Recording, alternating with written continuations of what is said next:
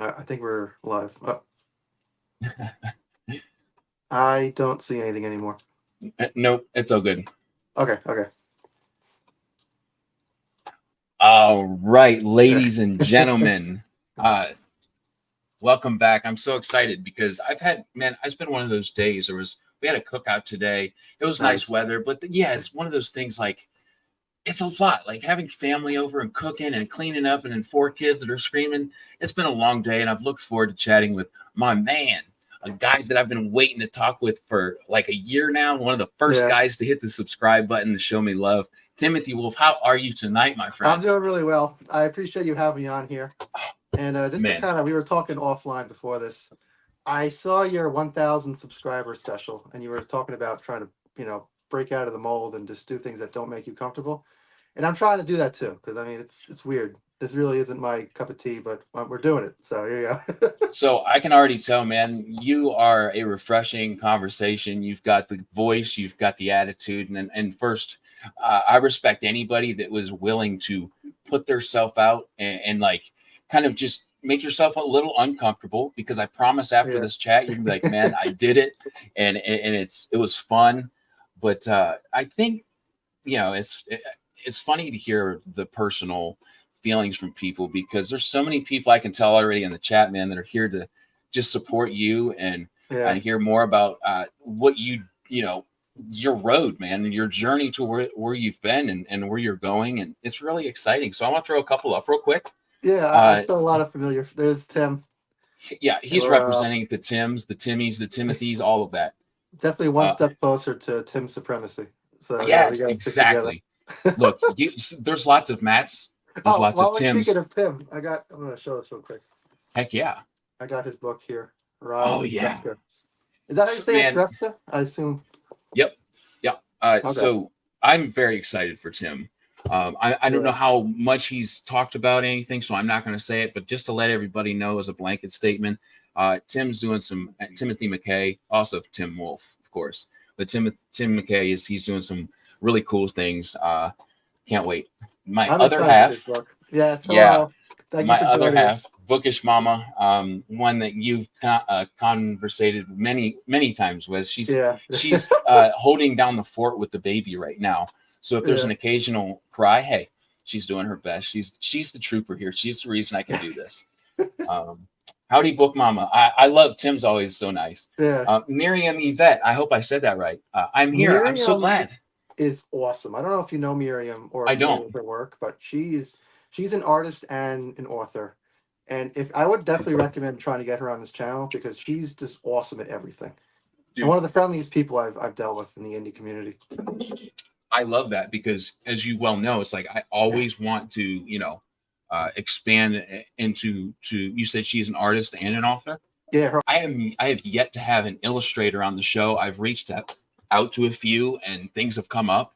So I'm very much looking to chat with one. So Miriam. Yeah, I'm always impressed by people who could do multiple sides of this, because like I can write the books, but my drawing is pathetic. I mean, it's not real. You uploaded on the Discord the process in which Tears of Maelstrom was created, like the cover. That was super cool. That was actually her animation, so it's funny you bring that up. Oh, that was her. Yeah, she didn't make the cover for it, but she did the little animation for it. That's incredible. I sat and watched that like 10 times, because it for a guy like me, I look at a cover, I'm like, oh, this is incredible, but I have no idea if this is a painting or if this is from Photoshop or what goes into it. And it's cool to see the process. Yeah. Dude, I have one that looks similar. Yeah. Man, I believe one of like the first 2 or 3 books that I ever received Platinum Tinted Darkness that I absolutely mispronounced like 10 times. Well, you just said it right. Oh, what was it? It was Platinum Tainted. Yeah. I kept saying Tainted. Man, this is so fun. So throw up some other wonderful people. My guy. Yeah. What's up, EL? Man. I thought you actually had a release recently. I wanted to. Yes. I threw it up the other night. It might be close to me. I'll look in a minute, but it's been close to me all day. I have not bought it yet, so I'll try to rectify that tonight. I definitely want to pick up a copy. Heirs to a Flawed Creation. Dude, his dialogue's out of this world. I love it. Do you have the book? Because his cover's awesome. I wanted to shout out the cover. Yeah, I'll grab it. I might mess my green screen up, but hey, we're all human, right? Yeah. Oh, there we go. Oh. Yep, I definitely did. That's all good. You can see my kitchen. We're remodeling. Anyway, here's the wonderful. Awesome. I mean, that's a great cover. So I like the top here. So it's like half robot looking, half human, and then you've got like this staircase, kind of ominous. I definitely love that. Super happy for my man Montague. Yeah. Stephen Westenra. Steve's the man. He is. I love him. Picked up his book, I'm probably saying this wrong. The Erstwhile Tyler Kyle. No, but the reason I knew about it is because of your review that you left on my Discord.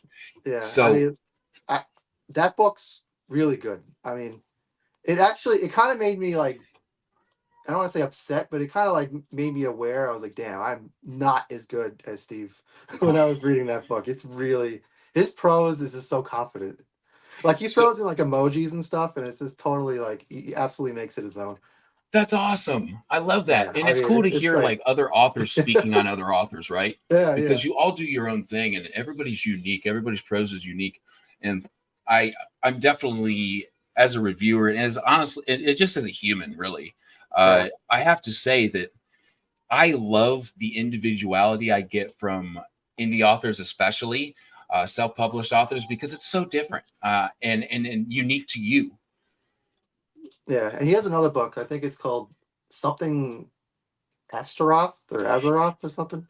Yeah, I was talking. In fact, I was talking to J. Patricia Anderson, and she was reading it, and she was telling me it was good and how like chunky it was, right? Yeah, I loaded it up into my Kindle 3 times, and every time I see page 1 of 1500, I'm like, maybe later. Yeah. I don't see a read on that one. I just finished a book like that, and that's like that was the hardest thing for me, starting the Booktube channel and having young kids, is I didn't realize how much my reading time would be like put into this little I didn't have as much time as I thought I would. So I just finished well, and you know this because you love it too, Dragon Mage. And that's in like an 800-page book, and that took me like 2.5 months to get through. Yeah, that was so cool to have her on the channel, because I mean her work is amazing. She's so nice too. Eddie Castro. Hey, I have some time until the next customer walks in. Eddie's all right. He's been very good to me as a reviewer, so I'm thankful for Eddie. That's awesome. I love to hear that. A good community guy. Eddie, I'm so glad you're here. So I know I have some other wonderful comments to get to. I'll get to them, but I'm going to start with some of my questions because I feel like we all want to know what I'm going to ask. And maybe that's just, I've just been waiting to talk to Tim for so long. So I'll phrase this as best as I can. When, where, how did you discover that you loved literature, whether it was reading first or writing first? How did that happen for you? How did this journey begin? This may be controversial, but I consider the old school RPGs that are all text-based, that's kind of reading in a way. And that's may not fly for a lot of people, but I think it is. So all the games I played when I was a kid was all text-based. And it was like you're reading the entire adventure. So I did a lot of that. I loved, obviously, Lord of the Rings and all that stuff. Those movies are just so influential. It's crazy. So I have to get a grasp of when you grew up. I was born in 90. Are we similar in age? 87. Okay, yeah. So my wife was born in 87. I assume. And so I always like to call her my cougar, right? But anyway, right? 3 years is nothing, but I have to throw a jab in there, right? When you love somebody, you just got to poke at it. Yeah. But I love that because those movies for me, I did not know of the books before the movies. And like, I'm not ashamed to say anything that I say on this channel. Like, it is what it is. We all have our personal way to be where we're at the moment. But yeah, like finding those movies was incredible. I wasn't interested in first, and my mom started talking to me about them. Like, oh, I've heard wonderful things.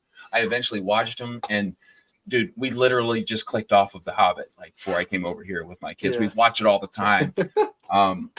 And I hope to have that as like the very first read that I have with my kids. That's cool because my dad took me to see Lord of the Rings in theaters, and like it never really clicked with me until much later how important that was in my life.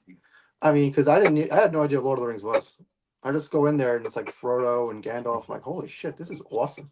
You know? And that's a good memory. Like, yeah. And it's actually cool looking back because my dad doesn't like fantasy. He doesn't.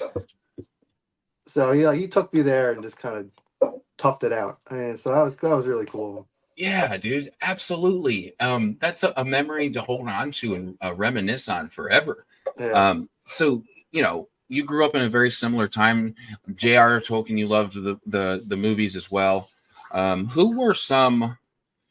Okay, I'm gonna kind of reiterate the question. Maybe okay. So when did you kind of were you in grade school? Were you a little older like me when I found it? When you're like, I really find a lot of passion inside of me for this reading or whatever it was for you. It came for me pretty late because I actually read a ton, but it was all nonfiction. Like I was going for a master's in economics, and I read some of the most boring books ever written. But for whatever reason, it like called out to me. I found it fascinating. And then when I finished, I was like, I had this mountain of free time. I had no idea what to do with, and that's when I started reading a lot of stuff. Man, economics is one that I didn't think I'd like in high school, and I did. I think my favorite question was like, what are the rules that you have to have for money to be money, or an exchange of money to be money? It has to be divisible, right? You have to be able to divide it, be divisible. That was just the coolest thing to me. I don't know why. It's very simple, right? It's kind of like philosophy with math. And what I find fascinating about it is that no one, I feel qualified to say this, but no one really knows how it works. We're all just kind of winging it. Yeah. And it's fascinating because it's like a soft magic system that no one knows how it works. That's brilliant. Yeah. Dude, the most subtle change in our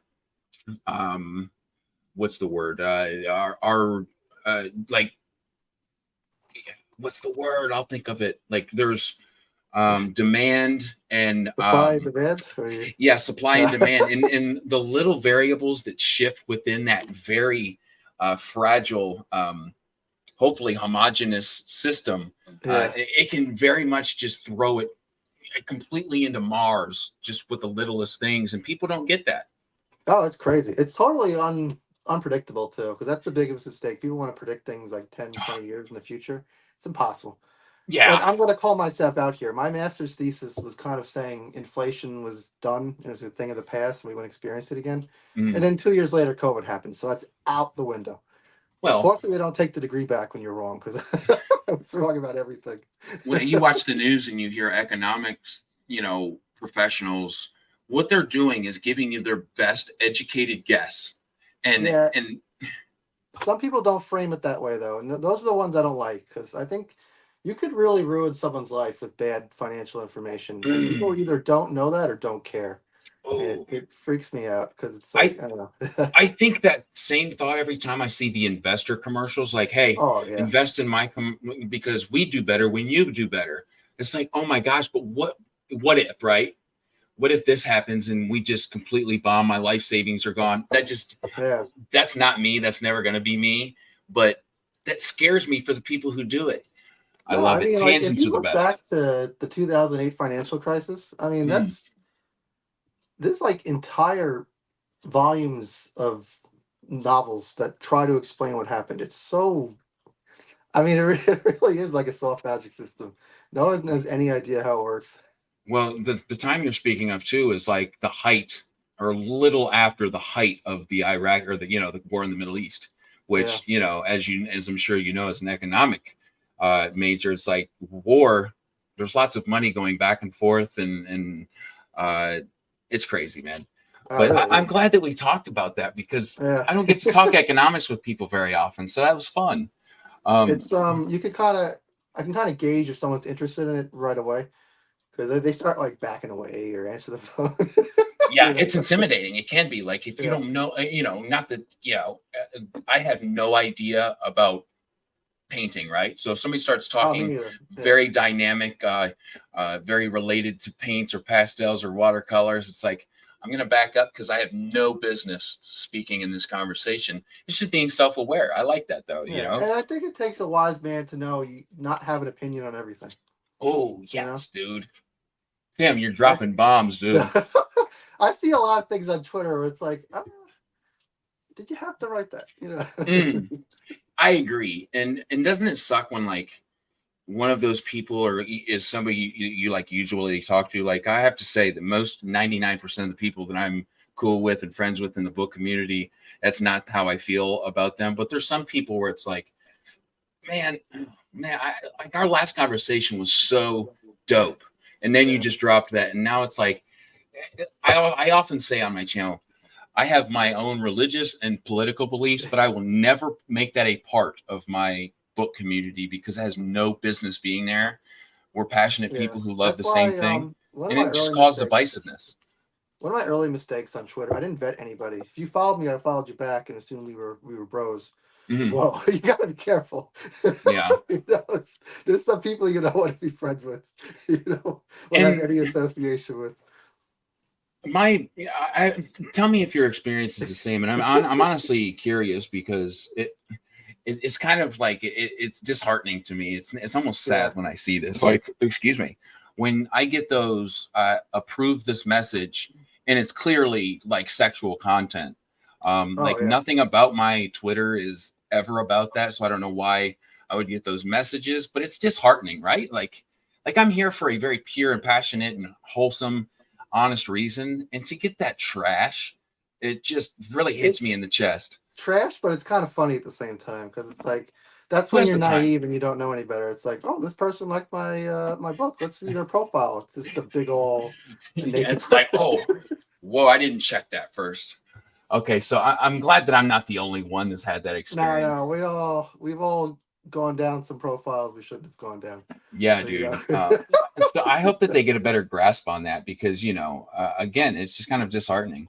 So as far as authors or books, either one, it doesn't have to be at any necessary spot in this journey for you, but who or what book would you say, or books, would you say had a just huge influence on you as far as, you know, maybe having a hand in the way that you write or the way that you tell story, anything? Rage. I really want to shout out Rage of Dragons from Evan Winter. Oh yeah. Who I love you if you can get him on the channel one day. That'd be great. I've reached out. He's a hard man to get a hold of. Yeah, I figured that, but because like I was on the fence about going indie. I really didn't know if it was for me, but he has a really long interview with Daniel Green about the whole self-pub process. It's great. And I was like, and I read his book, and then I read Gunmetal Gods, and I was like, you know, indie's actually really good. You know, it doesn't have to be like. I mean, we don't talk about it, but I think we all kind of at one point had the stigma indie's not as good as anything else. 100%. Yeah, and I mean, it's weird to talk about, but like when I read Gunmetal Gods, I was like, this is as good as anything I've read from traditional. Bro, yes. And I'm glad that you brought that up because, look, I think that, I can't speak for anybody else, and I will never, and I've learned that that's a good lesson to learn. But for me, I 1,000% had that stigma. Oh, it's indie. They put it out themselves. Nobody's vetting this stuff. It's not quality. To be proved wrong was the most incredible thing. Yeah, it really has. Because like I read almost exclusively indie now, not by choice, but just kind of that's the route I've somehow found myself on. I like that. I kind of like the fact I can read a book and talk to the author like right after. Oh, it's like, that's the coolest thing. You know? You are literally speaking on the reason I exist on freaking Booktube, bro. I love it. Yes, dude. And what's even cooler, like, to be honest, I like what oh my gosh, I have the worst Ascendant, Michael R. Miller. He said on the channel, he was like, you know, I don't like when people differentiate between indie and self-pub. It's like there are certain, I mean, they're different. They are. You guys are authors. That's not different. But when you speak about the process and what an author goes through, whether it's the self-pub way, that journey is much different than the traditional way, right? But I like what he meant, though. It's kind of, it's actually kind of fascinating when you really break it down. The amount of, like, assuming you go through all the editing processes and proofreading and stuff, you really are. I don't like saying you're a business owner, but it does kind of feel that way. You I have are. like an entire list of people I deal with on a professional basis, and it's like really weird. It's like I don't know how I got to this point, but it's. Ask Ryan Cahill if he thinks that the Bound and Broken series is a business. That's exactly what I got from interviewing him. I was not Yeah, expecting it. it was great to listen to. That was an excellent Oh, interview. So I have to say, and I love everything he does. He's a great human. He's funny. Yeah. He's kind. He does wonderful stuff. I could tell he was a little stressed out when I was speaking with him. And as we get to talking, I saw why. He's like, I have fans. And when I wrote this first book, it was like on the side. And then now this pays my bills. It's a lot of pressure. That's so amazing. I mean, that's truth. That's honesty right there. Just showing face value. Because like I'm very far from that right now. These are my bills. Yeah, no, I get that. Long way to go. And I think that's awesome. People talking about that, such as what you just did, because his journey is much different than the average indie author. So I guess what I'm trying to say by that is, like, there's nothing more pure than somebody that is inspired to do something such as writing or painting or running across the United States, if that's what you want to do.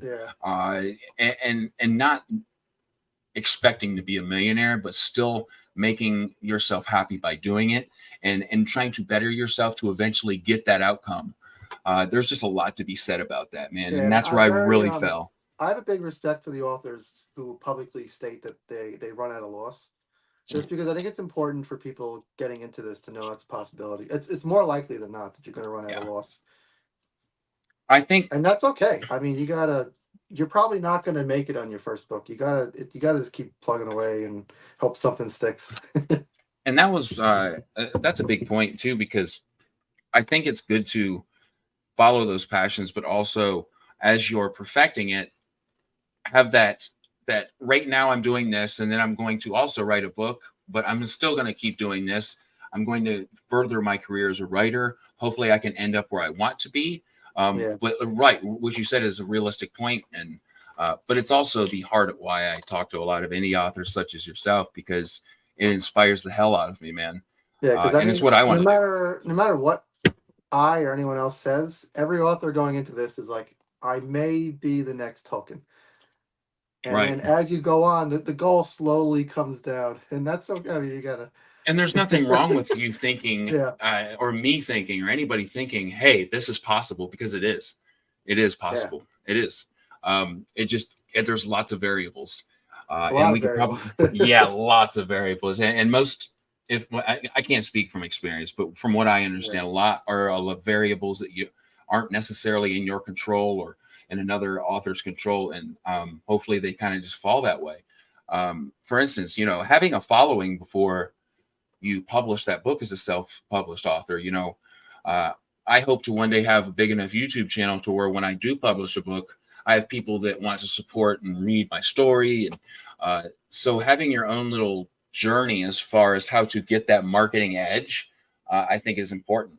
Oh yeah. It's like nobody goes into this wanting to market, but I think when you find out marketing is mostly just talking with other authors and readers, it's really not that bad. Yeah. I mean, the epitome of what you just said is Mark Lawrence, what he's doing and what he said when I was talking with him. He's like, look, I didn't do this for a very long time. He has his reasons. Of course, he's got a lot of things to deal with at home with a sick kid. And he's now doing it. He's like, look, it's 2024. I have to talk to people and talk about my book, because that's the way the marketing world is going. Yeah, like I started way too late on Twitter. When I got the cover for Platinum Tinted Darkness, I had probably 30 followers. Yeah. And I slapped the cover reveal on Saturday at like 3 p.m. I got like 4 likes. Yeah. And they're like, you know what? Fuck this. This sucks. But look now, man. Like, I just have noticed, just talking about our chat the last few days, there's lots of people who have just evolved to your side and want to see you succeed and excited about what you're doing. And that's kind of what it is. You're building this following, and it takes time, but it's working. Yeah, it's definitely, you learn so much by going through. I feel like I've been doing this for years and I really haven't. So, oh, Well, Bill Adams is awesome. That's another person you should have on this channel when you have a dude, chance. I have I his love this. he actually just published a middle grade book with Dewey, who I don't know if Dewey's here, but Hannah the Tender Sword. Which I don't Oh, think I've is seen that. I've seen that cover. Bill Adams, my guy. I've seen that yeah, cover, and it's it's lovely. flickering, but whatever. You got it. Yeah. So just to let you know, I dealt with what you just dealt with so long. If you get an actual green screen, you won't have to deal with that. They're super cheap. Yeah.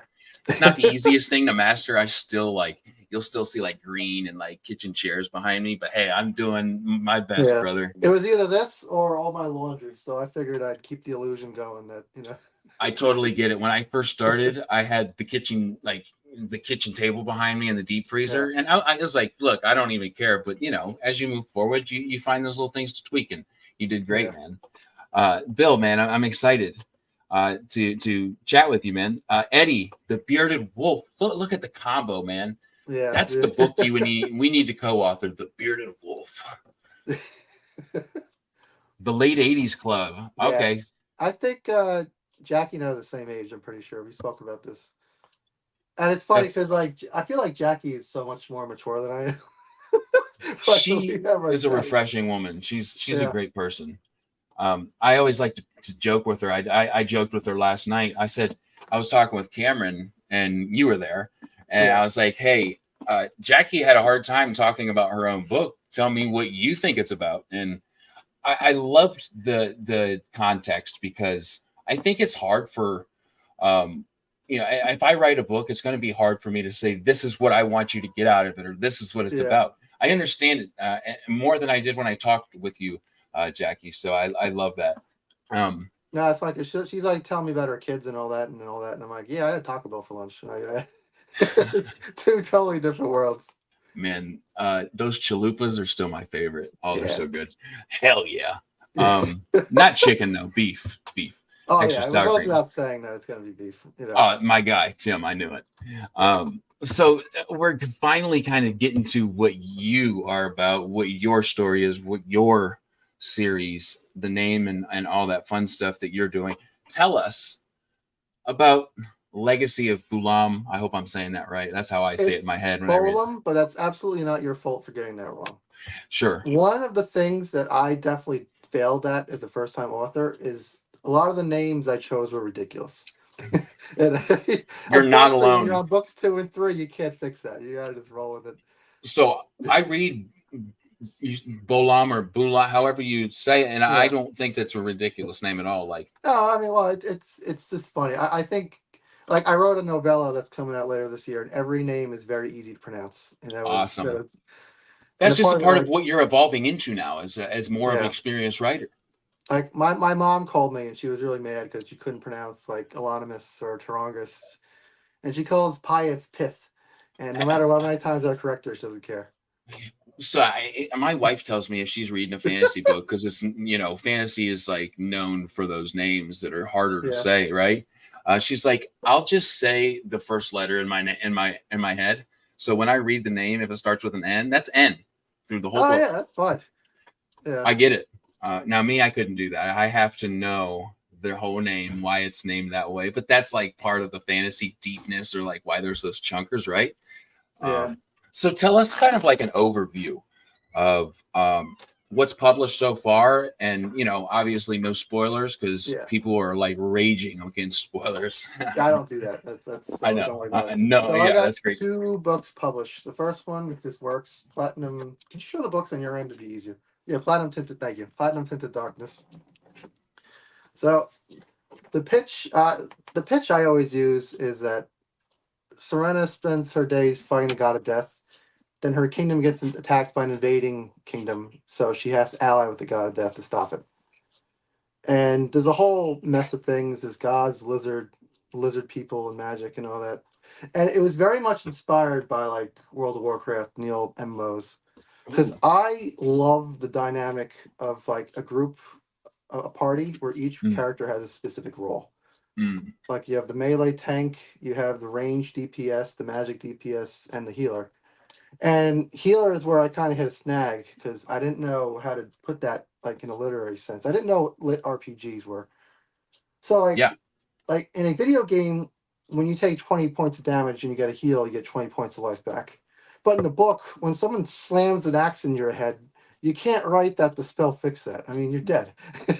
You know? It wouldn't read well, right? Yeah, it wouldn't read well at all. Your readers would be like, hold on, I think this guy's a little full of shit, right? There's an Yeah, axe in his head. your Goodreads is gonna have a bad time, so you gotta. I So love that trying to though. make There was so her- much action, by the way. I'm sorry to interrupt you. There was more action in your books than I expected. I don't know why. I Yeah. guess like as a new fantasy guy, I thought that those thick books, right, were the only ones with like epic Yeah. battles. I was so wrong, bro. And you write battle scenes well. I appreciate that. It's funny because I think a lot of people, our biggest fear is being boring. Mm. So I do think I veered too much into the action in the first book, but the second book is, I think, I'm very proud of the second book. I think I kind of grew as an author a lot in the writing in it. I love that. And this is not a spoiler, but there's a line in the second book. You know the Rinso novels that get mentioned in the first book? Zine likes them. It's like I can't remember on the yeah, top of my that's head fine. at the So moment. there's a subplot with a book called the Rinso novels. Oh, you mean in your Yeah, the first book novel? inside of My book. bad. Yes, of course. And you discover who the author is in the second book. Mm, And there's a line where the author is talking about mistakes he made. mm. And that's all meta. That's all stuff I did wrong. Like there's too many semicolons, there's too many of this, too many Snickers, you know. That's awesome. Yeah, So it's more of a personal. I like that. Those are those little Easter eggs yeah, that I like to find. you gotta be honest with yourself. You know, you gotta make mistakes. And I made mistakes. And instead of being like down about it, I make fun of it. It's yeah. I think that's I do a very similar thing, and so when I hear that, I have seen people who kind of do what you just said in a non-productive way, but I can tell how you do it, and I do it the same way. Like Yeah. if I make a mistake, I can look at it, do it right the next time, and just I was goofy when I did it that way, but here's the story. It's pretty funny. And I think that as a human, we kind of grow by telling those stories because so many people can relate to those. Yeah, it's true. I mean, I don't know the exact quote from Game of Thrones, but with Tyrion, he says, like once you embrace being a bastard, I can't remember, but like embrace being a bastard and they can't use it against you. Mm. So Yeah. it's like, that's kind of, I feel like how you got to do these things. I dig that. And as a guy like me who I couldn't stand the show, there was way too much freaking just disgusting nudity in it. Yeah. Again, like that, I loved the violent, and I'm a dark book reader, but when it gets just too much of that visual stuff, it just becomes kind of just about the sex for me, right? It's like I can't get past those scenes. It was funny. What person I was dating at the time came over, and I put an episode on, and like the first 5 minutes, one of the characters gets naked. Yeah. And she's like, "Oh, it's that's awkward. why you watch this." I'm like, "No, it's deep, epic fantasy, but it's right." Really... But I understand why she would think that because, yeah. But at the same time, I understand why you didn't know that was going to happen, and I was the same way. Like, me and my wife were like so excited to sit down and watch it, and it's kind of like one of those soft porns. It's like, it just felt uncomfortable. It didn't feel authentic to me. I don't know. I know so many people love it. Instead of exposition, sex position, because there's always like people doing stuff in the background. Dude, that's brilliant. I love that. It's not my line. I didn't make that up. That's it don't matter. You conveyed it to me, and I think that's amazing. I wanted to shout out Miriam. Miriam, thank you so much for that. That's absolutely incredible. And I wanted to say that is seriously so kind, and I appreciate that so much. Yeah, I'm really glad Miriam was one of the first people that was like really nice to me in the community. So Miriam's high on my list. Well, thank you, Miriam, and I can't wait to talk with you. That's one of the coolest things, right? Is when I get to talk to people and you tell me, right? So Miriam, Bill Adams, she actually has a YouTube channel, and it's very informative. Like, she did an expo recently and kind of went over all the steps and how that works and like the financials of it. I don't know anything about that, so that was good to know. I love, and I often say it, like I'm after the knowledge. That it's kind of corny, kind of cliche to say, but it's just the truth, whether it's corny or not. I'm after knowledge, and I don't ever want to stop learning. And I respect the crap out of that, Miriam. That's incredible to take some time and create content, be creative about things that are necessary and valuable to learn and have in your arsenal. So that's awesome. I think that's great. Yeah, a pronunciation guide is huge for audiobook. You know, I heard a comedian the other day, and it's funny because his joke was something I said seriously in my own mind. He was like, I like audiobooks because when I listen to the fantasy books, I can actually pronounce the names right at the end. Like, because, the author's working with the narrator, and, that you're going to hear the authentic author's intended name pronunciation. But yeah, I agree with you. Bill says, well, Zine gets some action in book 2. Love it. Let's see here. If you guys are new to the channel, you are finding out quickly that I am terrible at throwing comments. No, I have so much respect for you for doing. Now that I'm on the other side of the fence, I have no idea how you do it at all. Because I have the chat open, but I can't read like anything. I'm so focused on. Well, I was telling you a little bit, and it's actually good that we've kind of brought it up, because I want people to know it as well. Like, if you're a guest on my channel, like, you're getting 98% of my attention, and I think that's respectful, right? But as a guy who loves his viewers, like that other percentage is absolutely wanting to find the gold that's in the chat. And another thing too, you have to kind of decide what the hardest part for me is, deciphering the context that are between the chatters and what is trying to be said for or asked of my author of me during the chat. So you kind of have to vet a little bit, which isn't always the easiest.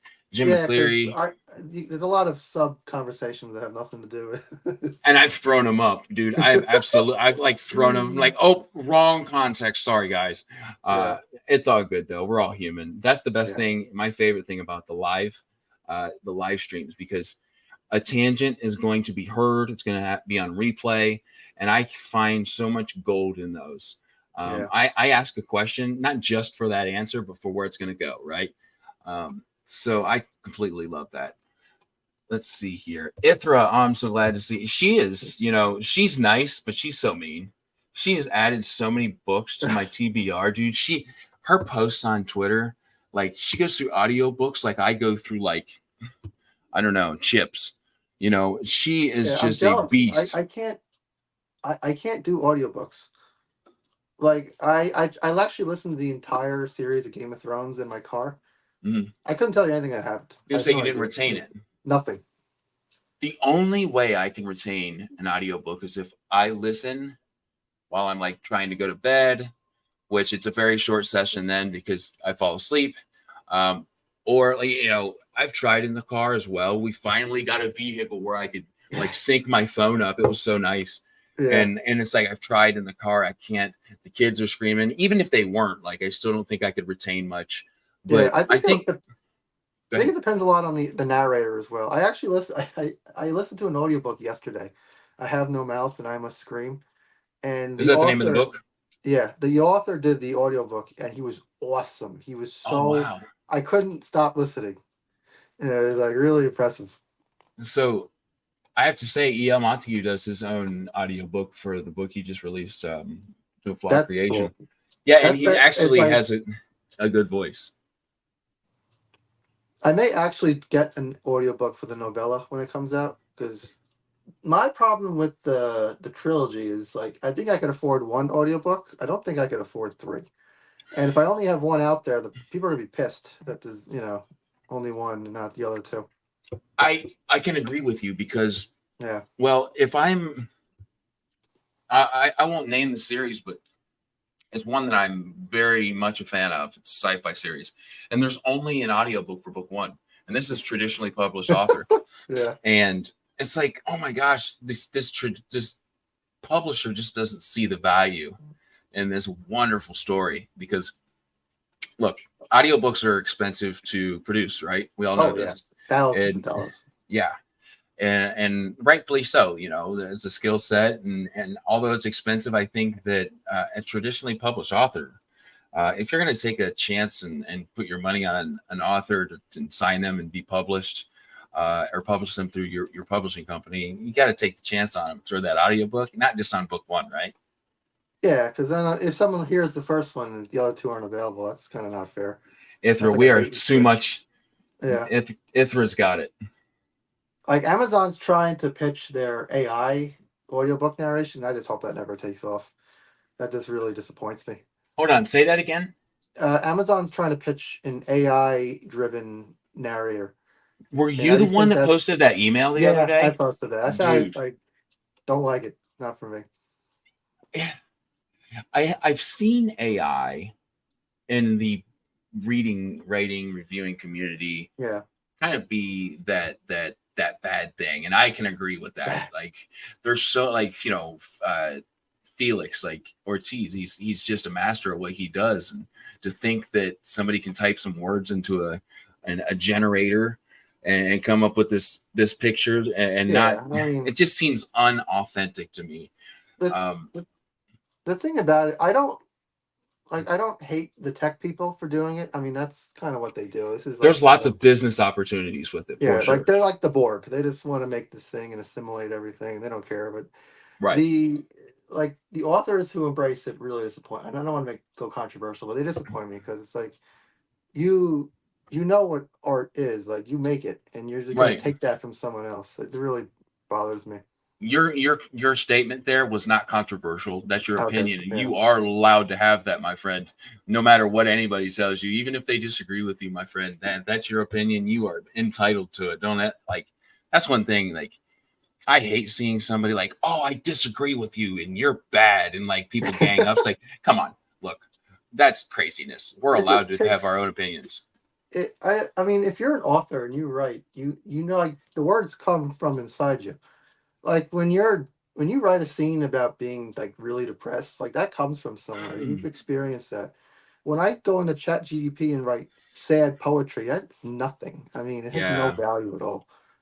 I think that it takes somebody that's very disingenuous that want to make them maybe some sort of gain, monetary or what have you, for all the wrong reasons, to think that that's genuine. Because you're right. You come from a spot where you're very familiar with, look, us as humans, we go through struggles. And if you find an outlet for that's healthy, like writing or painting or whatever it is that's creative, like, that's going to mean a lot to you. And to see somebody just type a few words in, that's just the natural feeling that you would get as a human coming from that point of view. And the common argument now with AI art, we should just call it AI generated images. We lost the language war on that one.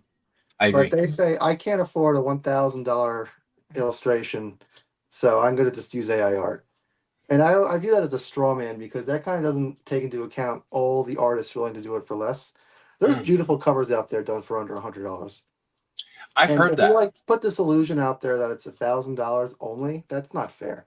That's not being honest in the conversation. I love that you brought that up, because as somebody like me who hasn't, had experience talking to many, illustrators or knowing the going rate that you can go from this low of a number to this high of a number, that's valuable. Because I think there are those that are popular for obviously a reason. Felix Ortiz is wonderful. And so many others, right? I wish I could think of the names. I can picture there's a female that did Tori Tekken's novel. I can't think of her name or her company, but she is just a wonderful illustrator. Like those artists are going to be safe, because I mean, I work with Alejandro Kuchi, and his work is beautiful. He's really good to work with. But I mean, what the casualties of this are going to be the artists, the up and coming artists who are just trying to get their feet in the door. They're going to get, we're ruining art for the next generation, and that's so sad to me.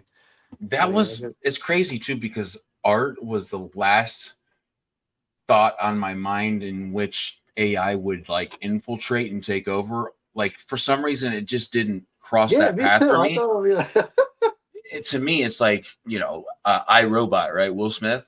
It's like, that's AI, right? That's the kind of image that Hollywood gave us of what AI was going to be. So to find out that there's a realistic part of what AI is bringing to the table in so many different areas, creating this disingenuous monster, I think it's great topic for discussion, like what we're doing, to kind of untie the knots of it and to get to the bottom of because if I hear from an author who's went through finding a cover art illustrator and has paid them and has an idea of what that's like before this AI thing, and then kind of introducing me from their experience to what now could be the experience of somebody who's using AI, that's genuine, that's real, that's experience, that's knowledge. But to That's a go by what very you important. said, where it didn't go the route we thought it would, it's actually kind of hilarious that we have this thing that like eventually will probably manipulate financial markets and like global currencies, and we're using it to create images of large-chested blonde women. Yeah. And I mean, it's like, so it speaks about us as a people. So, and it gets like so much more serious than that too, like Yeah. politics and corruptness and evil, real evil, that could be just put on us and just kind of swept under the rug, and we could, as the general populace, have no idea. That's what's scary, is being powerless. Yeah, because I mean, evidence is going to be really hard to tell what's real anymore. Have you seen the Joe Rogan deepfakes?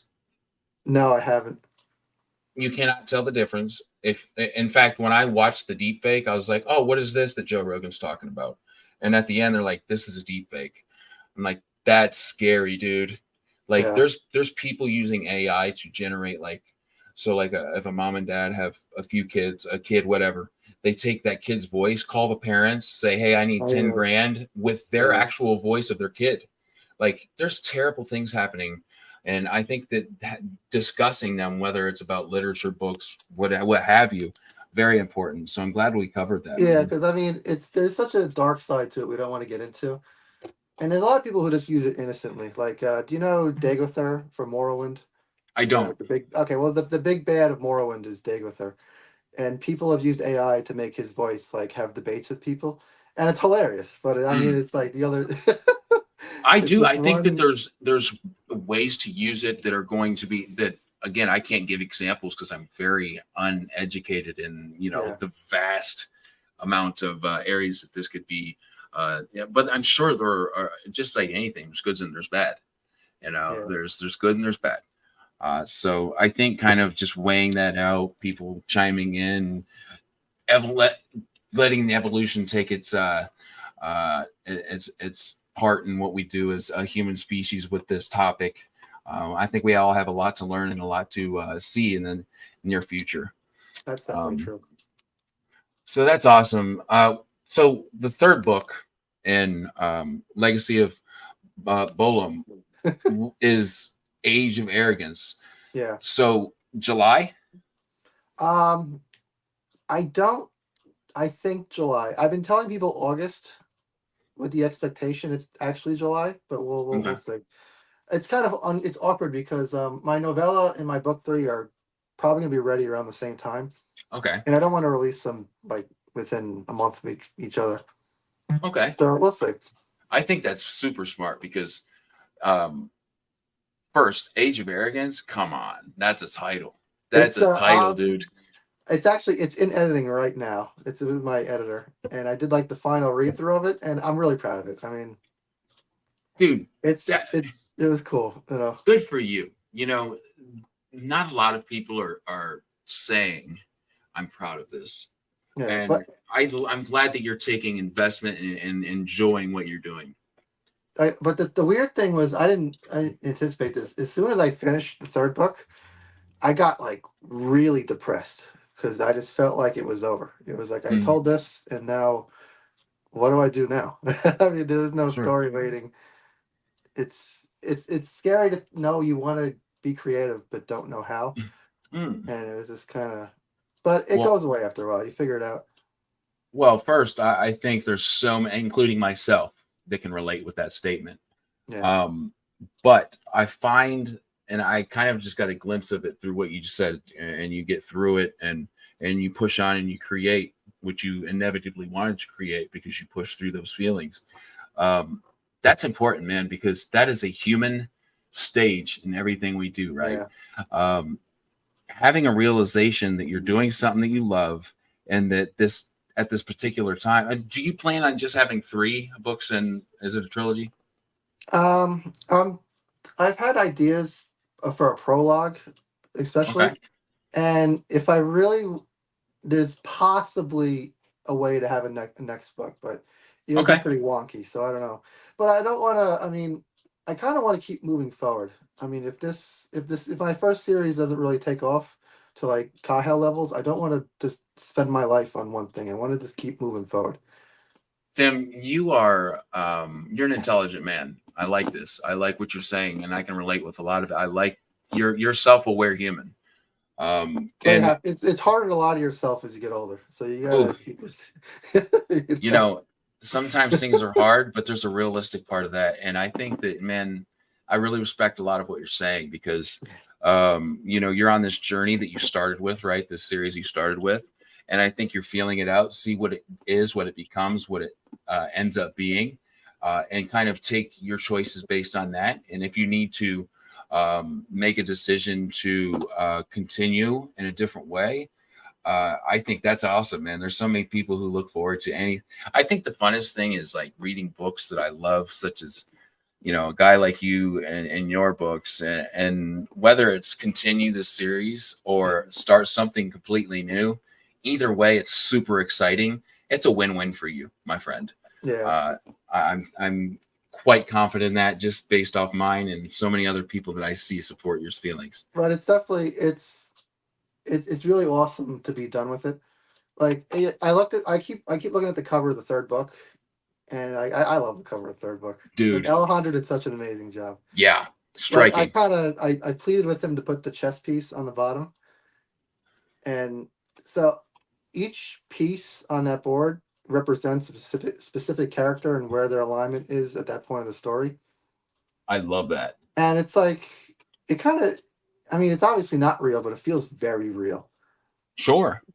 Like, and it's like the weird thing about being an author is when you start writing narrative like voice for a while, you really know the character.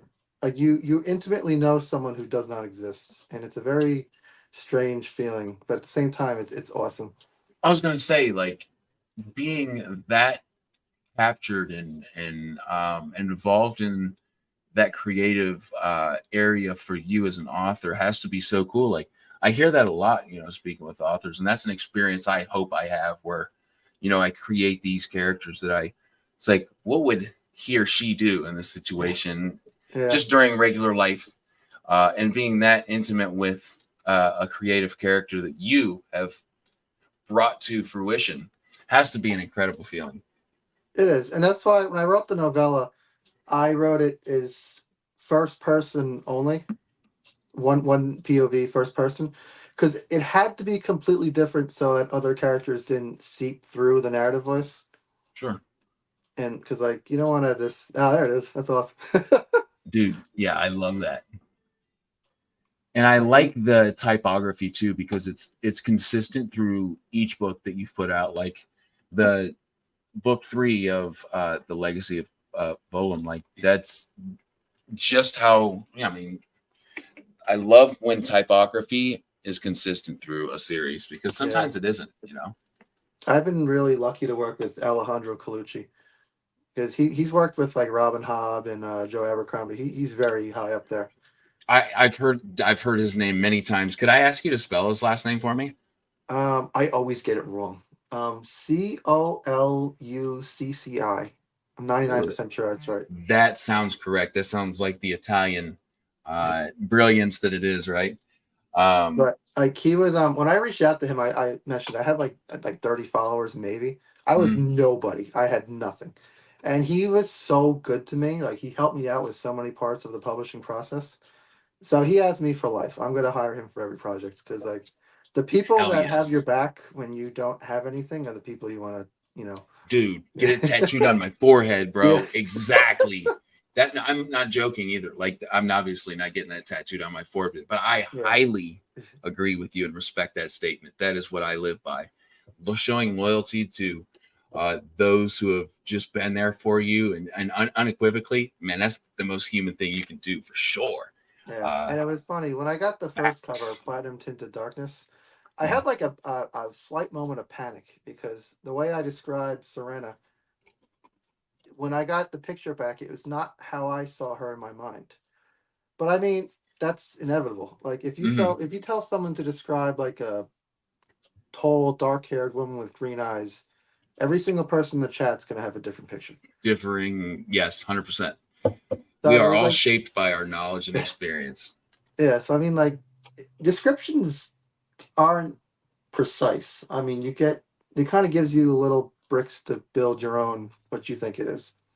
And I've heard like from authors, it's like, man, particularly Joshua Scott Edward talked about Felix again. I bring him up all the time because as a new fantasy reader, he's one of the only names that I've heard over and over again. Yeah. And I love that that's changing.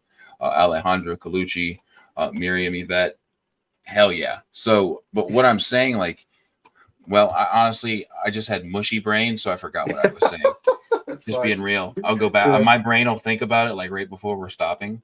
But I think I was kind of just dancing around the idea of we're all going to interpret something, even to the most like minute details, even if those are provided. Yeah. Oh, I know what I'm saying. Joshua Scott Edwards said he nailed it the first time. He didn't have a lot of different cover art options because he nailed it the first time. And then I've heard of, they had to change it multiple times. We just couldn't agree. I've heard those stories as well too. So it's so variable, kind of based, right? There's no one way to do anything. So speaking about those and your experience is really where it is, because everybody's experience is different. Yeah. Has science fiction or fantasy always been that genre for you, or have you, I know you said some nonfiction, but have you kind of explored the genres, or you kind of just sticking around science fiction, fantasy nowadays? I try to only read science fiction fantasy because that's my field. I want to try to be as knowledgeable as possible. But I don't know why, but I read Blood Meridian last week. What do you think? So I absolutely hated it, but I respect it a lot, and it was very thought-provoking. Like I would have DNF'd it if people told me the ending was worth it. And it really, the ending really is kind of just amazing. I don't know if amazing is the right word, but it's very thought-provoking because it changes how you view the rest of the story. And it was like, damn, you did a good job. And the way that he wrote it too, right? The writing is actually, it's very, the sentences range from like absolutely beautiful to completely unedited run-on sentences that span an entire page. It makes me question how does somebody edit this book? Yeah, I mean, like, whoa. I parts of it, I don't want to rail on him because I mean he's a legend. So, but honestly, some of the sentences don't read like any work was put into them. It's like just a list of things that goes on for 2 pages. So I'm gonna say something that may be ignorant, but it makes perfect sense to me. So let's see if it makes. Do you think that there's like, I don't know how much success. Remind me of the author's name. Cormac. Carthy McCormick. So I don't know how much success he had before writing Blood Meridian, but if he had a lot, right? Yeah. I call it the Picasso effect. If you look at Picasso's paintings, you're like, well, why are people spending so much? At least to me, it looks very one-dimensional, very, very simple. And maybe he had that kind of success where he's like, I'm going to try to just be, I'm not going to be forthcoming. I'm going to make people have these thought-provoking experiences with this book. And I'm just going to do what I feel in that moment. And it's just going to become this art project. Yeah. Well, that's he did No Country for Old Men. I don't know if you've seen that movie. Yes. Yeah, so I mean that's very similar to. I didn't enjoy watching it, but at the end I was like, "Damn, that was pretty good." I agree with you. I think Cormac McCarthy will always be that kind of author people go to and have very different experiences, and maybe that's what he was after. I need to do more research. And maybe he writes characters that are so evil, they're incomprehensible. I mean, like when you write a villain, there's always that like temptation to make them, giving them like a sad backstory or a good reason to do why they do is interesting. These characters have no reason to do anything. Yeah, They exist solely to ruthless. be evil. And they kind of read like real people, which makes them terrifying. Yes. Like, I mean, the guy from No Country for Old Men, you can just kind of see yourself running into him in New York City. And I mean, it's like really freaky. And it's over. Like, there's no amount of pleading. Absolutely. There's no humanity in this guy. Like, just save your breath because the end's coming. And like, there's I agree with you. I love that you said that because he writes on, obviously, this isn't a fantasy book. This isn't a science fiction book. This is the West. This is the nitty gritty Texas kind of feel. And it's like, this is a very real book. This could happen. And why is, there's this realness about the books he writes because it's not like a fantasy book. It just makes it more real, at least for me. I have not finished Blood Meridian. Oh, I didn't realize you started. How far did you get? Yeah, like the first 3 or 4 chapters, and I have the audiobook, and I don't know the best way because I want to finish it. I'm not a big DNFer. I'm not that guy. I just don't like to DNF books because the ending sentence could change your entire experience, and I won't miss that. That's actually funny you say that. It does. Literally, that last sentence is like, oh, okay. Wow. Okay. Yeah. That inspires me to get through it because. But you're not going to have a good time reading it. So I mean, sure, you're going to be doing something you don't enjoy, just to kind of get like a mental stimulation at the end. I don't know. I can't recommend it, but it's very interesting. It is, because hearing that, it's like, look, you're not going to enjoy this read, but by the end, you're going to be glad that you read it. But at the same time, it's not going to be something that, it's that odd category, right? Yeah. I like that you said that because that's kind of the experience I've had so far. Odd, dark, difficult. But I've finished it now. And RJ Barker, I talked with him, who is just freaking awesome dude. And he was talking about he really enjoyed it, and he just could not stop talking about the philosophical points of Blood Meridian. And he's like, look, you need to read it, and we'll talk about it one day. So maybe one day we will, if I finish it, because that guy really enjoyed it, and it's weird because he writes nautical fantasy. But man, it's really cool to hear different people's point of view. As soon as I finished it, I went on YouTube and I started watching videos discussing the book. Because my first thought was, what the hell did I just read? Yeah. And when you search Blood Meridian discussion, the first video that comes up is, what the F did I just read? Blood Meridian. So apparently there's a lot of people with the same. It's a pure experience you had. Yeah. You had the realest experience with Blood Meridian. I didn't know this. Picasso and his I can assume. Yeah. I can assume that Picasso was probably a prick. A lot of geniuses are. I feel weird saying that, but a lot of geniuses kind of intentional. They know they're geniuses. Are assholes. One that I found out that wasn't really that way, man. It was so cool to hear more about him and his life, and was Einstein. Oh yeah, he seems like a cool dude. Man, I wish I could have shook his hand, man, because. He had I believe it was a bodyguard who would sit through every single one of his lectures and knew just to the T everything he was talking about. He had learned it because he had heard it so many times. And Albert Einstein was sick one day, and he dressed up as him. His bodyguard did, or his driver, if you will, and gave the lecture. And he was asked a question that he didn't necessarily know, and he's like, "Look. My driver, who was actually Albert Einstein, can answer this question." It was just so fun to hear how nice of a guy that guy was. He was a pacifist. So what piece of advice would you give to a guy, well, like me, but let's not say to me, because I've had the amazing opportunity of talking to people like you a lot, who want to start this writing adventure, whether it be self-pub. Well, let's say self-pub, because that's really, really what I'm after, is that self-pub advice. What's that piece of advice you'd give somebody that's about to start this journey? That's a great question. I think you just start writing it and don't stop, and don't care if it sucks. Just keep going and fix it all later. but as long as you're writing, you're accomplishing something. Because it's terrifying in that first couple weeks because you kind of know it sucks and you Yeah. don't know how to fix it. But if you just keep writing, I know writing is rewriting is kind of a cliche, but it's the truest thing in the world. I think the hardest point that I've heard that I know that I'm going to go through, but it's hard knowing I'm going to go through this Yeah. and still write. It's like that first stepping stone, that first book, or, even if it's not published, whatever it is, if it's published and you get to look back and get advice on it, it's going to be significantly less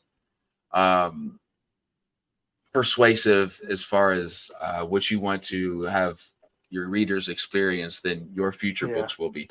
But it's a necessary test. Like that's one of the trials. You have to, that's you can't just start and be a gangster at writing, right? That's not fair. No. You just have to take the steps. So I didn't know, to give some backstory, I got divorced in the middle of COVID. So I hit like a real stepping stone in my life. I didn't know what to do. Sure. And I was like, I had the story in my head forever. I always wanted it to be a video game, but I didn't know how to do any of that stuff. Mm-hmm. And then I wanted it to be a TV show. And again, I didn't know how to do any of that stuff. I was like, I could write a book though, right? I mean, yeah. I thought to myself, it's just words, which is true, but both hilariously so much bigger than that, right? Yeah. So I kind of I was at a very low point and I just had to do something to get my mind off where my life was at the time. So I poured the scotch. I wrote crap day after day. It was terrible. And honestly, that was probably the most fun I ever had writing because there was no quality control. Ooh, it was just the first in the first draft I ever did, which will never be seen by anybody. The first chapter is Serena discussing the war. And then the second chapter was David discussing Serena's discussion of the war. And then the third chapter was Zine discussing the war. And it was so bad. So when did you realize what you just said? Like, when did you read it yourself? Did you read it aloud? Did somebody read it to you? I didn't care. I needed an escape from myself. And I found it by writing crap. And I'm a pantser, so I just guess what I'm doing, and I kept writing.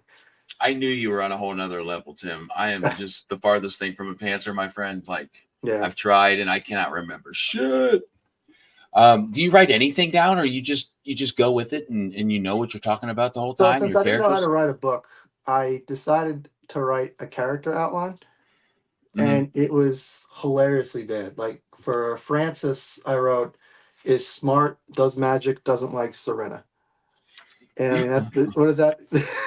What kind of description is that? But I could see you as a pantser taking those very vague ideas and just having that creative freedom to create that yourself. Now, I think for me, that's not me. I have to be a little more specific.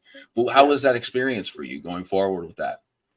I struggled a lot with the first book because it was my first time doing it. Yeah. And it's kind of it's funny because it would always happen during dialogue. And that would mess me up mentally because I picture my characters sitting there waiting to say something to each other. And it's like, hey, come on, write something, please. As I start this road that you're on and you've been on, dialogue is what intimidates me most. Not because I don't know what to say, because I have a pretty good, I think I'll have a good dialogue between characters, but I don't know the punctuation. Oh, you'll figure all that out. It's for some reason, that is the most intimidating part for me, is the punctuating and inner dialogue, all that kind of stuff. What's most important about dialogue is you don't write speech the way we talk in real life. Real life conversations are usually awful. I mean, yeah, especially in English. When I was new, I would because I'm very quiet in general, very reserved. I would try to just watch people talk to each other, and they're just really awful conversations. It's a shit show, right? Anytime I go to Starbucks, it goes, "Hey, how are you? How are you? Living the dream, living the dream," and it's just absolutely vapid. Nobody wants to read that, right? Yeah. You want to be like, man, today, I'm dealing with, have to make it a little more deep. And this is what I'm thinking. I'm just speaking what my brain is saying for me to do. It's like, honestly, I don't know, because I was going to say something, but I just don't know. That's my experience at the moment, because again, I just haven't done it very much. So I can't wait to talk with, you and other people and kind of compare those experiences, because that at the moment is my biggest hurdle that I need to kind of study, kind of the punctuation and how to write dialogue. You have to, once you learn how your character talks, what vocabulary they use, it becomes a lot easier. It starts to become natural. I love that. Thank you for saying that too, because I take that seriously, and with your experience and reading what you write, man. Again, that's something I value coming from you. And I definitely recommend catchphrases, because those are always good. Like Sardonyx, the lizard man. I don't know if you got that far, but he always yells "glorious." Yes, glorious. Yes, and that has been the greatest part of the one thing that kept this book going was him. Like, because glorious is like become a meme, and it's been like hilarious. It's been glorious. Right? It's been glorious. Just in all caps, glorious. Yes. And I think my first taste of that was Joe Abercrombie. He's like, we have to be realistic about these things. Or that was a perfect example. Just like, I know who's talking. Like, I don't need a name. I got the dialogue. That's all I need. And that's brilliant. Very much in the same vein as that. That's what I would compare it to. And that's what I was thinking in my head, hearing or seeing glorious written so many times. That's cool. And I'd say as a reader, I can relate to those catchphrases. I look for them. And when you don't necessarily have to look for them, which is the experience that I've had with both you and Joe Abercrombie, it just becomes a natural part of the book for me. It just becomes something I don't have to search for. It just is there. It presents itself. Yeah, and just kind of like, it's also helpful with describing things, because you got to remember who's describing what. Like, one of the things I did, which I'm really glad I did it this way, was when Sardonyx goes to Alonimus, which is supposed to be like this really fancy magic kingdom, the most wealthy kingdom of all of them. He's a lizard man who values none of that stuff. So he describes this beautiful place as like a dump, and he hates it. And I don't know. I thought it was funny, because if it was like any other character, they would be like discussing like the costumes and what people are wearing. I always enjoy that part about characters, like when your expectations lead you somewhere to kind of have a preconceived notion of how they will react to an inevitable conflict in a book, or my favorite thing is like the adventures, for Wheel of Time, where you have an idea where they're traveling to and what you think is going to happen, and then having those characters kind of break the mold. That's fun. It is fun. And it's fun to have, at least I like this, having different characters describe the same thing and just doing it in their own way. Like the God of Wisdom, he has his own little place called Serenity, where it's like a sky garden. And Francis thinks it's the most beautiful place in the world. He describes it as perfect, majestic, all like the fancy description words. And David goes there and he hates it. I think his exact words were, "It's like someone tried to make heaven before ever learning how to smile." Oh man, yeah, dude, come on. That's a lot of weight. Oh my gosh, yes, dude. Tim, I had expectations for this chat, and we're exceeding them. I really, I really wanted to say that when I have just those great conversations, I'm gonna gush about it. So, man, I'm absolutely loving this. I'm really glad we did this, because like I don't know why I was nervous about this, because I mean, isn't it just the most natural thing ever? You forget that there's people watching, right? Like we've been doing this for an hour and a half now, and it's I feel like I could just keep going forever, but it is. I last night I did that, right? And he's like, "Look, my wife's telling me to get the hell off here." I'm like, "Oh my bad, dude." Like, but I respect the hell out of that. I love that, man.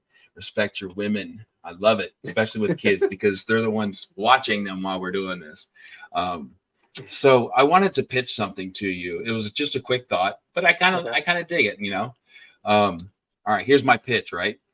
it's the apocalypse. This is post-apocalyptical. Okay. We're in a dystopian world. It's pretty dark, right? And there's some nasty plagues going on. There's a guy, maybe a couple people who are just pretty ruthless to the population. I don't know if they're a king or a god. I'm not sure. But there's an abundance of hope, right? In this group of people, right? Yeah. There's actually a small chance of failure, not a huge chance of failure.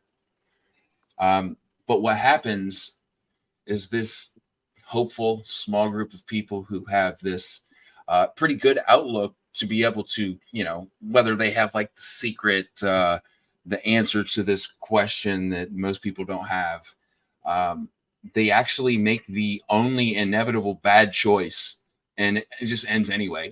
There's a lot of hope throughout the book, and you have this outlook that's like, this is pretty shitty right now, but I feel like we're going to end in this nice place.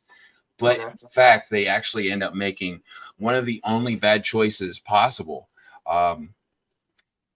There's hope, and then there's like the dark part where it's like, okay, if there's an inevitable shitstorm at the end, I feel like for me, if I read that roller coaster of emotion, that's where it is. I don't care if it kind of ends good or bad. It just is like the experience to that end. Okay. But yeah, that was kind of my quick thought. I think that would be a fun thing to write. Oh, I thought that was a question. I was waiting. I was trying to say, no, to answer you. I probably didn't frame it the way that I should have, but I was like, I haven't really pitched anything to authors to think to get their idea of maybe my thoughts at the moment. But cool apocalyptical, dystopian, but there's actually a lot of hope for these people, whether it's a certain guild that get, I don't know. I just kind of a quick thought, but they actually, what you're thinking of writing? Not necessarily. But I'm just kind of exploring the thought process. Do you ever, I guess the reason I told you this pitch is because not necessarily should I go for it or should I not? That's not really it. It's kind of like, do you go through these when you're thinking about starting a series, when you're starting this? I know that you said you had this idea kind of concrete, but do you still explore different themes or ideas before concreting those in the book, or before you send them out to your editor and making it concrete? That's a great question. I usually know the ending before I write a book. Not for the novella. The novella I had no idea. I thought of the final line and based the whole book on the final line. But for each one of the Legacy of Boulom books, I knew the ending. Okay. And so honestly, I think that's something I would do, because at first when I heard that, I was like, that's crazy. But now, kind of thinking about it and trying to pants, if you will, I see how that would be beneficial. Yeah. So I appreciate that. A lot of things you'll find when you write is you want to explore a whole lot of things. And then you go I don't know if I can keep this cohesive. So I'm going to put it together. That makes sense, because keeping things cohesive is the bread and butter, right? Or and that's certainly a skill. What are you reading right now? Ever since I finished Blood Meridian, I haven't started a new book. I want to read Michael Roberti's book. What is it called? Grave for Us All. Yeah. That's a series that's been on my TBR for a while too. I think he popped in here earlier. I didn't throw it up. I think I saw him for a brief second. He's a good dude. I like what he's doing. Yeah, what awesome. He's about. He's he was actually one of the first indie people. I read the book on Twitter and reviewed it, and he was super cool. It was because I didn't really know how to. I didn't know how to join the community, if that makes sense. No, it does. You have this kind of thought or preconceived notion or idea of what your experience will be when you break into a community, right? And I hear so many times it's the same experience as me. It's like, I had no idea that this was the kind of level of kindness out there. I've had no hate, none. So it's just really refreshing. Yeah, and I'm pretty quick with the block button. So I mean, if someone Yeah, no, for sure. And that's a good thing, because you yeah, have this realm, right? That is Timothy Wolff or Matthew Sorensen. That's my name, Beard of Darkness. That you want to keep, well, what you want to keep it, whatever your idea of this realm that you want to maintain. And keeping it that way is important. So sometimes we have to do yeah. that. Um, And I mean, I really don't care. Like, I mean, if I think I have a pretty good gauge on people, and some people just really are very. It's usually very obvious. yeah, You know, it's like, completely. wow, I can't believe. Like, some people say things publicly that you would lose your job on the spot. Oh, dude, yes. It's when you have a certain set, like, I don't know. I honestly, it gets kind of complicated, but at the same time, Yeah, it's very not complicated.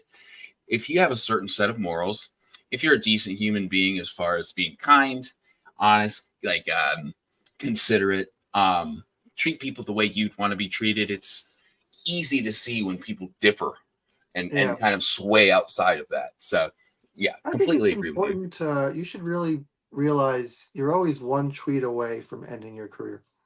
Mm, Yeah, yeah, I mean, that's something to keep in mind. it is. It is. I like that because yeah, yes. I think there's many different journeys we could take from that statement, because sometimes it's unfairly, but most of the time you know, I would say it's more due to, often than not, it's kind of yeah, like, oh, you went there. Okay. yeah, exactly. And it's usually when people get too emotional about like their feelings necessarily, or like their opinions, or feeling like their Yeah. opinions superior to somebody else's, um, taking that high road. So just be humble like that. Or I'm humble. I look, I try to be, is what I'm saying. I try Yeah. to be humble. I try to understand people for who they are, where they come from, their experience. And look, it kind of just comes down to, if we have a similar set of morals and we're kind people, we get along. It's pretty easy to get along with me. It's pretty easy to get along. I mean, and it's a small community. So, I mean, if you blow up Yeah. the bridge, you don't get a second bridge. I mean, you kind Yeah. of. And at the same time, it's like you'd have to say something off the wall, because we read a lot of really dark crap, right? Oh, yeah. I Um, mean, it takes effort to.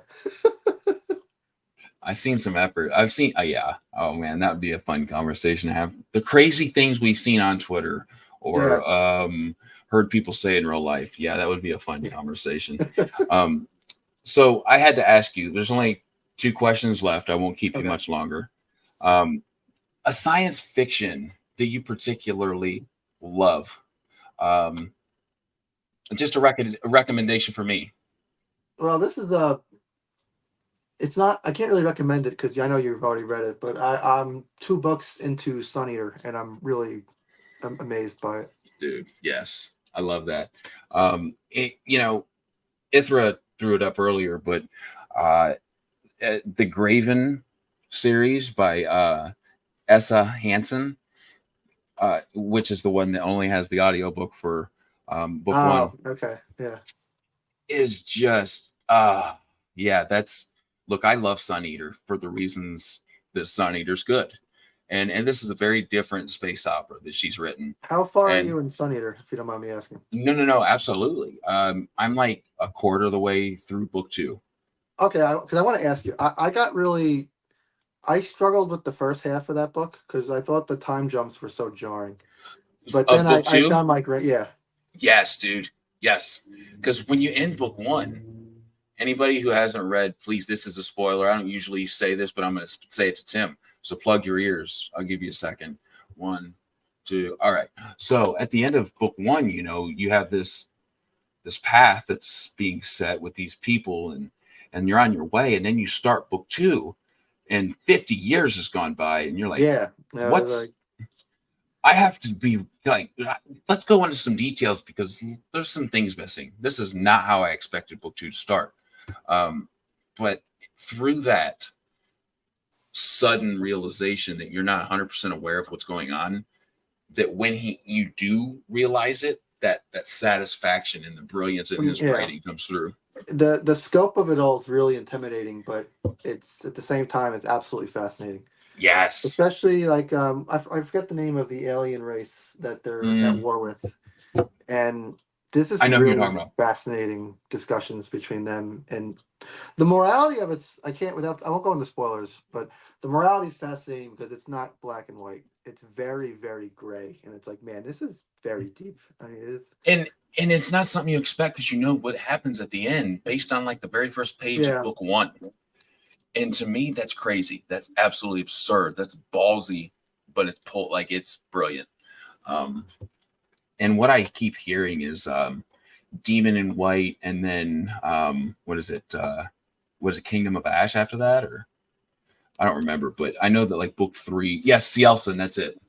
Okay, yeah, and it's funny. Eddie's the one that told me to just shut up and keep going. So he was a good recommendation from Eddie. You know, the politics and the just crazy things that happen as far as like happenstance with Marlowe in the first book just was so fun, and the characters that you meet along the way, and just you end up relating with him a lot through these different kind of sad or intense different scenes he goes through. The one thing that drives me nuts about that series, and I won't use spoilers, but there'll be like a large section with a character, and then the last line of the chapter is like, I never saw this character again. Yes. Like, what was the point of that? Well, you know, and it plays into that part where it's kind of like he's writing a journal, right? Like that's kind of what he's doing. It's he's telling a story of how it happened, and that's how it happens. Like, you know, I had this thing with this person, and then all of a sudden, it kind of went away. Maybe we'll see him again, you know. But it's just like you kind of end up trusting the author better than you ever have. So, at least me, that's it's been a fun experience. I can't wait to keep going on that. It's a definite like mood book. Like I have to be in a certain place for those, or else I won't enjoy them. Read them all in a row. Like with Robin Hobb's series, Realm of the Elderlings, I read all. Which is your favorite, books. right? Yeah, I read all 16 books in a row. But with Sun Eater, I don't want to say I didn't want to, but I needed a break from the massiveness of it all. Yes, 100%, 100%. Awesome, man. I'm glad that you're loving Sun Eater.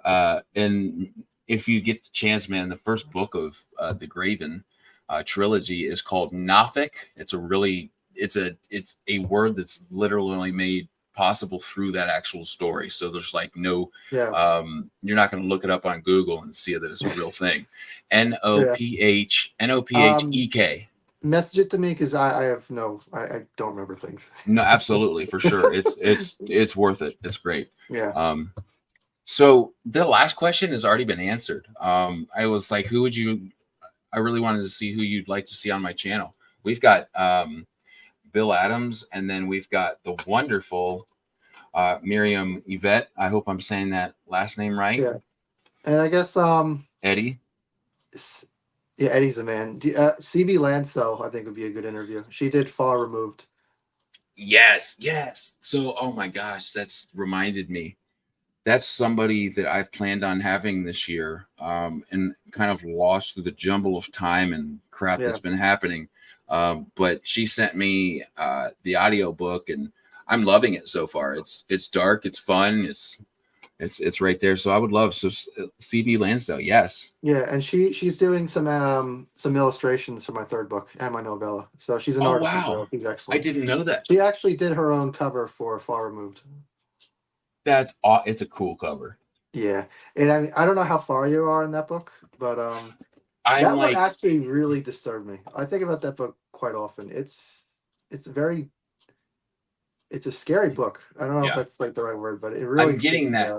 I'm not super far into it. I would say like 4 or 5 chapters, but I'm starting to feel that ominous inevitability.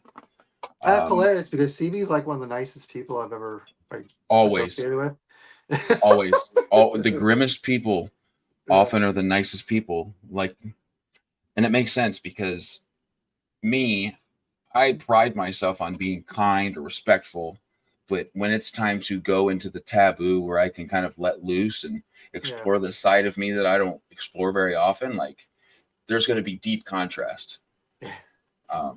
So man, Tim, this has been incredible, dude. Like philosophical, informational, inspiring. We get along on so many more levels than I thought we would, and I thought we would get along on many.